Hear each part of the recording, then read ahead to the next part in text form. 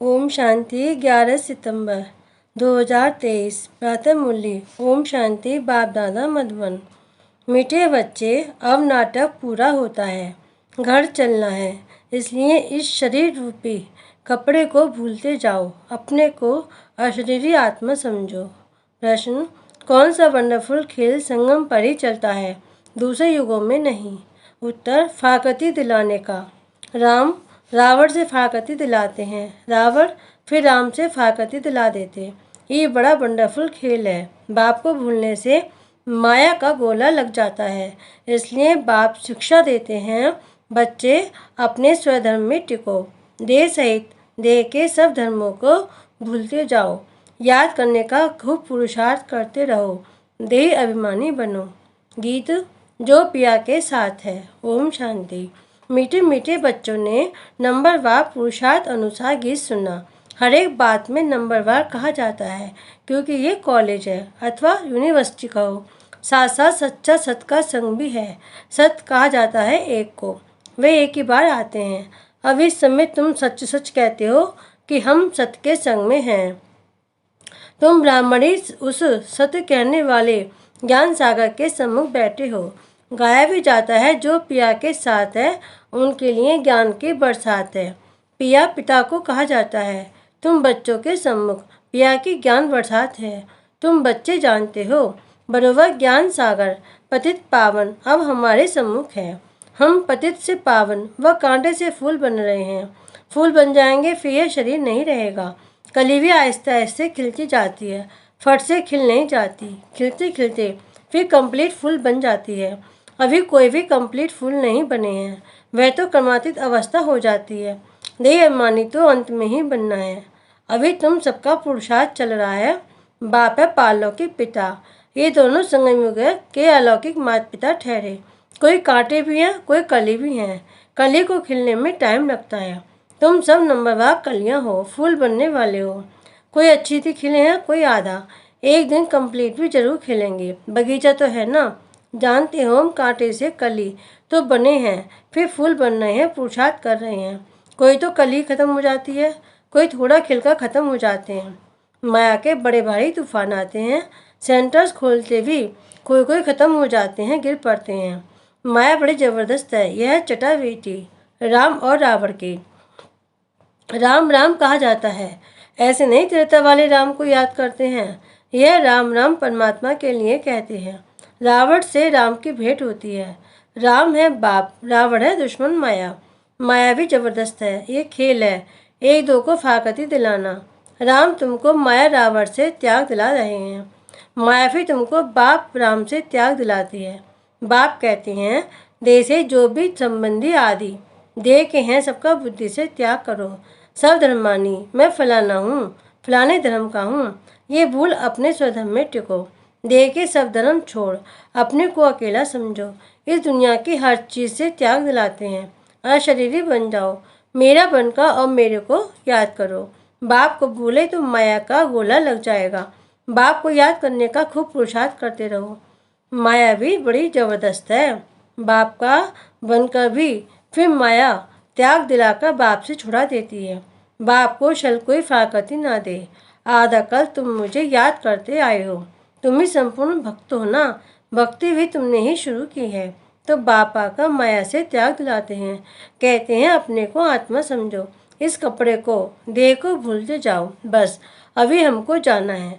उस नाटक में भी एक्टर्स होते हैं, उनको भी मालूम रहता है, बस अभी 5-10 मिनट बाद हमारा खेल पूरा होने का समय आया है, फिर हम घर चले जाएंगे। खेल पूरा होने के समय यह बुद्धि में रहता है, शुरू में नहीं। तुम भी समझते हो हमारे 84 जन्म पूरे हुए, बाकी कितना समय होगा। तुम कहेंगे हम कब स्वर्ग व सुखधाम में जाएंगे, परंतु बाप कहते हैं इस लाइफ को तो वैल्यूबल अमूल्य कहा जाता है। तुम बड़ी भारी सर्विस करते हो श्रीमत पर, सिर्फ तुम पांडव ही श्रीमत पर चलते हो। गीता आदि में बातें नहीं है। ये बाबा भौतिक शास्त्र आदि पढ़ा हुआ है, गुरु भी किए हुए हैं। जो भी सब एक्टर्स की एक्टिविटीज़ हैं, उन सबको तुम जानते हो। शास्त्र तो बाद में बैठ बनाते हैं, वे क्या जाने, ये भी ड्रामा में खेल बना हुआ है। गीता भागवत आदि सब अपने अपने समय पर रिपीट होंगे। गीता है माई बाप। गीता को माता कहा जाता है और कोई पुस्तक को माता नहीं कहेंगे। इनका नाम ही है गीता माता। अच्छा, उनको किसने रचा? पहले पहले पुरुष स्त्री को अडॉप्ट करते हैं ना। पुरुष शादी करते हैं तो मुख से कहते हैं ये मेरी स्त्री है, तो रचता हुए ना। फिर उनसे बच्चे भी होते हैं तो भी कहेंगे हमारे हैं। बच्चे भी कहेंगे हमारा बाप है। तुम भी बाबा की मुख वंशावली हो, कहती हो बाबा हम आपके हैं। इतना समय हम माया के मत पर चलते आए, अभी आपकी मत पर चलेंगे। माया कोई मुख से मत नहीं देती है, एक्ट ऐसे करते हैं। यहाँ तो बाप मुख से बैठ समझाते हैं। तुम सब भारतवासी हो, जानते हो कि भारतीय सिरताज था, अभी दोनों ताज नहीं है, न होली न अनहोली। गाया जाता है हर होलीनेस, हिज होलीनेस। स्त्री पुरुष दोनों को कहते हैं। सन्यासी को तो हिज होलीनेस कहते हैं, परंतु प्रवृत्ति मार्ग है नहीं। प्रवृत्ति मार्ग में तो स्त्री पुरुष दोनों पवित्र रहते हैं। सो तो सत्युग में दोनों पवित्र होते ही हैं, जिसको कंप्लीट पवित्र कहा जाता है। आत्मा शरीर दोनों पवित्र रहती हैं। यहाँ प्रति दुनिया में दोनों पवित्र हो न सके तो अभी तुम बाप के सम्मुख सुन रहे हो, जिसको ज्ञान बरसात कहा जाता है। वह विष की बरसात, यह ज्ञान अमृत की बरसात। गाते हैं ना, अमृत छोड़ विष खाए को खाएं। तुमको अब ज्ञान अमृत मिल रहा है। भक्ति मार्ग में तो ऐसे ही सिर्फ गाते रहते हैं, अभी तुमको प्रैक्टिकल में ज्ञान अमृत मिलता है। इससे ही अमृतसर नाम पड़ा है। बाकी तालाब तो ऐसे बहुत हैं। मान सरोवर भी है ना। मान सरोवर मनुष्यों का सरोवर तो वह है नहीं, यह ज्ञान अमृत का सरोवर। इनको ज्ञान मान सरोवर भी कहा जाता है। ज्ञान सागर भी है, कोई नदियां हैं, कोई कैनाल्स हैं, कोई टुक्के हैं। नंबरवार है ना। बच्चे समझ गए हैं, कल पहले भी बाप ने समझाया था, फिर समझा रहे हैं। तुम निश्चय करते हो हम बाबा से राजयोग सीख रहे हैं, जिससे कल्प पहले भी हम स्वर्ग के मालिक बने थे। प्रजा भी कहेगी हम मालिक हैं। भारतवासी कहते हैं ना, भारत हमारा सबसे ऊंच था, अभी हमारा भारत सबसे नीच है। हमारा भारत बहुत शिष्टाचारी था, अब हमारा भारत बहुत भ्रष्टाचारी हो गया है। और कोई खंड के लिए ऐसे नहीं कहेंगे। सभी धर्म वाले भी जानते हैं कि भारत प्राचीन था, तब हम लोग नहीं थे। सतयुग में जरूर सिर्फ भारतवासी होंगे। गाते भी हैं कि राष्ट्र से 3000 वर्ष पहले भारत ही था और कोई धर्म नहीं था। नई दुनिया में नया भारत था, अभी पुराना है। भारत हेवन था, परंतु किसकी बुद्धि में पूरा बैठता नहीं है। यह तो बहुत सहज समझने की बात है। बाप तुमको समझा रहे हैं, तुम प्रैक्टिकल में कर्तव्य कर रहे हो। नंबरवार पुरुषार्थानुसार सच्चा चच्चा व्यास बनना है, सच्ची गीता सुनानी है। तुमको कोई पुस्तक आदि तो हाथ में उठाना नहीं है। तुम तो रूप बसंत हो। तुम्हारी आत्मा गीता का ज्ञान सुनती है बाप से। तुम्हारी बुद्धि में एक ही बाप है और कोई गुरु गोसाई साधु संत आदि तुम्हारी बुद्धि में नहीं है। तुम कहेंगे हम ज्ञान सागर परमपिता परमात्मा से सुनते हैं, जिसको ही सत्य श्री अकाल कहा जाता है। अक्षर कितना मीठा है। अकाली लोग बड़ी जोर से कहते हैं सत्य श्री अकाल। यहाँ तुम बच्चे ज्ञान डांस करते हो, इसलिए कहा जाता है सच तो बीठो नच। सच हो तो खुशी में नाचते रहो, फिर तुम वहाँ जाकर रास विलास करेंगे। मीरा भी ध्यान में रास आदि करती थी, परंतु उसने भक्ति की। तुम कोई भक्ति नहीं करते हो। दिव्य दृष्टि दाता बाप स्वयं तुमको पढ़ा रहे हैं। बहुत बच्चे साक्षात्कार करते रहते हैं तो मनुष्य समझते ही जादू है। बच्चे पढ़ाई में घूमते फिरते हैं ना, तुम्हारे लिए भी खेल पाल है। यह कोई सब्जेक्ट नहीं, इनके मार्क्स नहीं, खेलने कूदने की मार्क्स नहीं होती है। यहाँ भी जो इस खेल पाल में रहते हैं उनको ज्ञान की मार्क्स नहीं मिल सकती। ये तो खेल पाल है, इसको अव्यक्त खेल कहा जाता है। वह व्यक्त खेल, यह अव्यक्त खेल। रास आदि करने वाले को मार्क्स नहीं मिलती है। सिर्फ बाबा कहते हैं ध्यान से ज्ञान अच्छा है, श्रेष्ठ है। ध्यान तो सिर्फ एम ऑब्जेक्ट का साक्षात्कार है। ये है ही राजयोग। एम ऑब्जेक्ट भी बुद्धि में है। वह तो इन आंखों से देखते हैं हम फलाने बनेंगे। यहाँ तो ये तुम्हारी है भविष्य की एम ऑब्जेक्ट। प्रिंस प्रिंसेस बनना है, फिर तुम महाराजा महारानी बनते हो।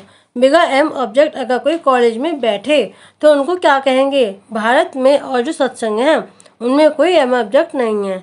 इसको यूनिवर्सिटी भी कह सकते हैं, पाठशाला भी कह सकते हैं। सत्संग को कभी पाठशाला नहीं कहा जाता। तुम बच्चे जानते हो हम पतित पावन गॉड फादरली यूनिवर्सिटी में पढ़ते हैं। सारी यूनिवर्स को तुम पवित्र स्वर्ग बनाते हो।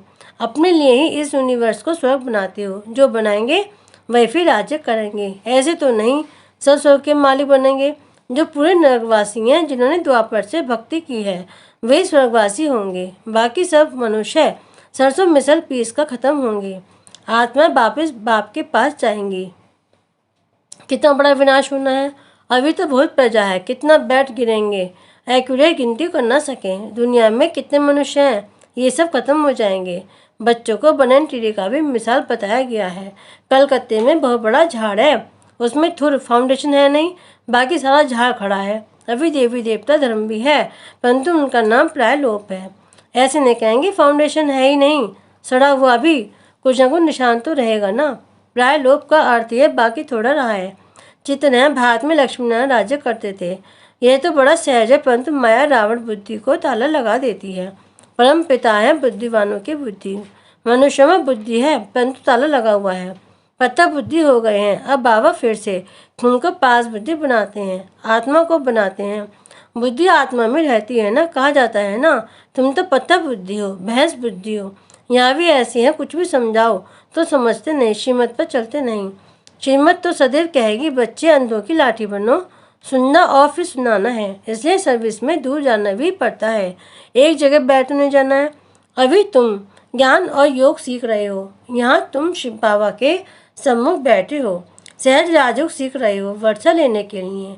तुम आए हो विष्णुपुरी की राजधानी लेने के लिए। विष्णु की विजय माला बनेगी। अभी तुम डामा के राज को अच्छी रीति समझ गए हो। तुम जानते हो बरोबर ड्यूटी सावरंटी थी। सतयुग आदि में राजा रानी थे, अभी कलयुग अंत में तो राजा रानी कोई भी कहला नहीं सकते, परंतु गवर्नमेंट को मदद करते हैं तो फिर महाराजा का टाइटल मिल जाता है। वह गवर्नमेंट भी टाइटल देती थी राय साहब, राय बहादुर आदि। अभी तो तुमको बड़ा टाइटल मिल रहा है प्रैक्टिकल में। तुम हर होलीनेस हिज होलीनेस महाराजा महारानी बनेंगे। तुम पर डबल ताज है, पहले होता है होली राज्य, फिर अनहोली राज्य, अभी फिर अनहोली नो राज्य। प्रजा का प्रजा पर राज्य। ड्रामा को समझना है। अच्छा, मीठे मीठे सिगिल दे बच्चों प्रति माता पिता बाप दादा का याद प्यार और गुड मॉर्निंग। रूहानी बाप के रूहानी बच्चों को नमस्ते। हम रूहानी बच्चों की रूहानी बाप दादा को याद प्यार गुड मॉर्निंग और नमस्ते नमस्ते नमस्ते। ओम शांति। नानक मुख्य सार नंबर 1, रोज ज्ञान अमृत के मान सरोवर में स्नान कर आत्मा और शरीर दोनों को पावन बनाना है। माया की मत छोड़ बाप की मत पर चलना है। नंबर 2, यह अमूल्य संगम का समय है। इस समय श्रीमत पर चल सर्विस करनी है। सच्चा व्यास बन सच्ची गीता सुननी सुनानी है। रूप पसंद बनना है। वरदान, अनेक प्रकार की आग से बचने और सबको बचाने वाले सच्चे रहमदिल भाव। आज का मानव अनेक प्रकार की आग में जल रहा है। अनेक प्रकार के दुख, चिंताएं, समस्याएं, भिन्न भिन्न प्रकार की ये चोट जो आत्मा को लगती है, ये अग्नि जीते हुए जलने का अनुभव कराती है। लेकिन आप ऐसे जीवन से निकल श्रेष्ठ जीवन में आ गए। आप शीतल सागर के कंठे पर बैठे हो, अत्यंत सुख शांति की प्राप्ति में समाये हुए हो। तो रहमदिल बन अन्य आत्माओं को भी अनेक प्रकार की आग से बचाओ। गली गली में ज्ञान स्थान बनाकर सबको ठिकाना दो। स्लोगन, जिनकी एक बाप से सच्ची प्रीत है उन्हें अशरीरी बनना सहज है। ओम शांति।